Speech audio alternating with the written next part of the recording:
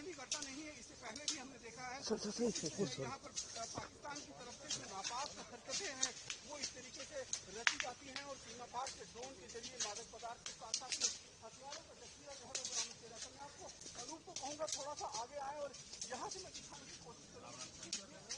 गाड़ियों का इलाका है और इस इलाके के अंदर अगर आप देखिए तो यहाँ पर भी सुरक्षाकर्मी जो है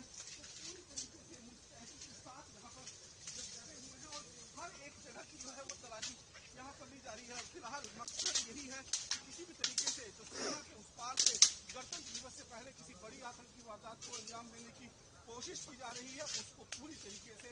विफल बनाया जा सके। कैमरा पर्सन अनुदीप शर्मा के साथ रमन सैनी, TV9 भारतवर्ष, सामा सेक्टर। अनु आगे आना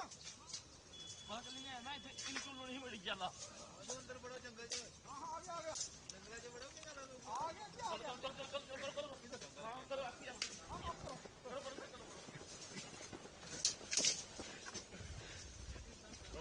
सामा सेक्टर में इस समय सीमा सुरक्षा बल का